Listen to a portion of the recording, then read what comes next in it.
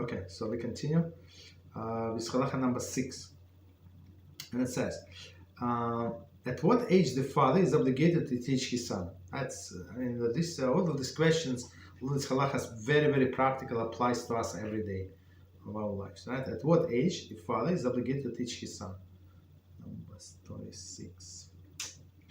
Though Avos 5:22 states, at 5 one should begin to study scripture, the Rambam based on the Sukkah 42a explained that the certain elements of child study must begin earlier.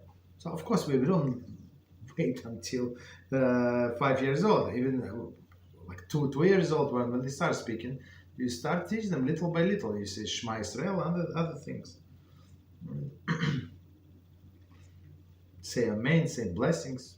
I mean, they can, little kids can do a lot, 3 years old.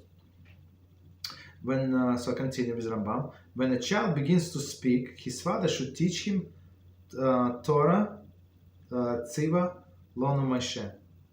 As it says in Dvarim 33:4, verse 4, and Shema Israel. Okay, so let's see. Torah, Tziva, Lonu Moshe, 37. So the translation of the verse. The Torah Moshe commanded us is an inheritance of congregation of Yaakov. So that's the first verse of the Torah that we teach our children. The Torah commanded us is an inheritance of congregation of Yaakov. This verse emphasizes the fundamental connection a Jew has to the Torah. As soon as the heir is born, he becomes a legal owner of an inheritance left to him. So Torah is given us as inheritance, right? So we pass it down to all of the generations. I mean, since this heir is born, so for example, how do we have physical things, physical possessions? So he said, okay, father said, you see this house, you see this, I don't know, factory, whatever he has. You see my toolbox, I don't know, after I die, it's going to be yours. So he prepares the son that he's going to be owner. So same with Torah. So the Havdal. I mean, Torah first, but just for us to get an idea. So the Torah is inheritance. You have to teach them. You have to give them over wherever they have to inherit. Thus, since the Torah is every Jew's inheritance, as soon as a child is born, he acquires his full share of our nation's spiritual heritage. So chapter 3, Halachah 1. Okay, we're going to get to it. Right? So it's spiritual heritage of every Jew. Okay, and second commentary, Shema Israel. So a translation of the verse. Hear Israel, God is our Lord, God is one. This verse emphasizes the fundamental unity between God and creation. Teaches us that not only that there is only one God, but also that all creation is one with Him. So there is nobody else, right? But HaShem, He is one, He is undivided, He is the only one. Okay, that's what we have to teach children, and so they would be afraid only on one entity, which is HaShem, not of anything else. Okay. So continue. The Menorah Hamaor, Menarat Hamaor, and Rashi, Dvarim 11:19, emphasize that child needs not understand the verse he is reciting. The recitation of these verses refines the power of speech and makes lasting impression of his thinking process, even though he is unaware of the intellectual message. So don't worry about the children understand this verse, so they're going to understand, right? But at least they would know what to understand. Understand? So it's very, very powerful message. So and plus they would develop the speech, right? Makes lasting impression on the thinking. So all of these holy words of the Torah, they purify the soul. 28. Continue. Afterwards, he should teach him selected verse. So first, this verse is that afterwards he should teach him selected verses, little by little, verse by verse, until he is 6 or 7, depending on his health. At which time he should take him to a teacher of young children. Okay. So let's start this piece from the beginning and this commentary. Afterwards, he should teach them selected verses little by little, verse by verse, until he is 6 or 7. 29. Commentary. Until this age, the child lacks sufficient maturity to apply himself to his study diligently. So, I mean, he can study, but it's not like he's into playing more. Right? 6 or 7, he's a little more mature and capable of understanding. Okay, the source is Baba Basra 21a. Case of Mishnah 2.2 explains that this decision is no contradiction to the Mishnah in Avos quoted above. Right?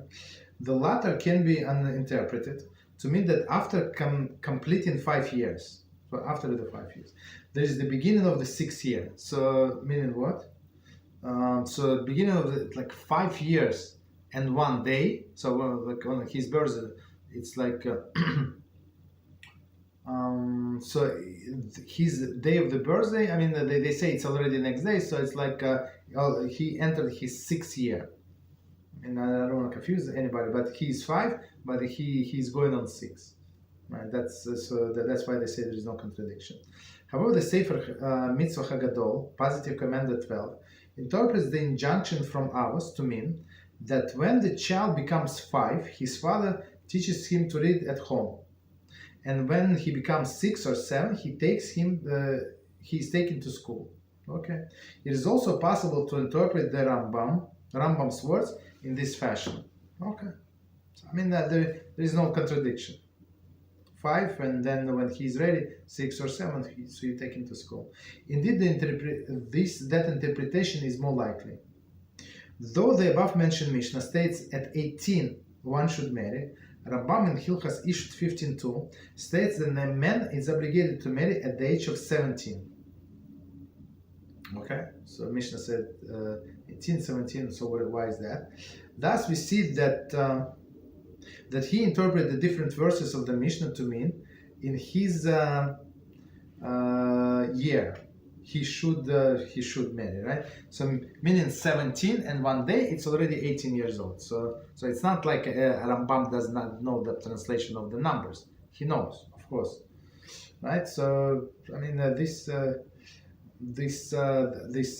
translator, he did an amazing job reconciling. I mean, maybe it's not his ideas, but at least he compiled all of this small commentary. I mean, comparable to what was written on the Rambam, and reconcile all these questions that was asked on the Rambam. It's very interesting. 29. So one more time, let me read the whole sentence. Afterwards, he should teach the selected verses, little by little, verse by verse, until he is 6 or 7. Okay, we said that. Depending on his health. Sita Safos, Baba Kama, etc. So depending on his health, because, for example, if a child was sick for a long time, God forbid, lo Lerner, lo HaShem, right, and he's not as developed. So other kids, they're healthy, they go play with other children, they play with different toys, they develop their mind, but this, unfortunately, the child was staying at home like maybe 6 months, whatever, 9 months. So of course he's not as developed, and he's very, very weak, right? He also always need to lay down and stuff like that. That's of course we take all of these facts into consideration, right? Depending on his health, at which time he should take him to the teacher or young children. Okay, so it depends on the health and other things. 41. Kiddushin Torah A relates that the sages would physically take their children to their teachers. So it's that's the tradition even today. I'm not sure if everybody do it, but Hasidim and other people for sure do it, right? So we grab this little boy into talis, right? And so he does not see where exactly he's going, but that he likes to be be held by the father, and the father carries him, and he stays with him at least 1 day. Sometimes you need to stay 2 or 3 days, and give it to the teacher, and teacher prepares like sweets, whatever this boy likes and stuff like that, and he teaches him little by little, 1 hour, 2 hours, to get the boy used to, and that's it. That's how it goes.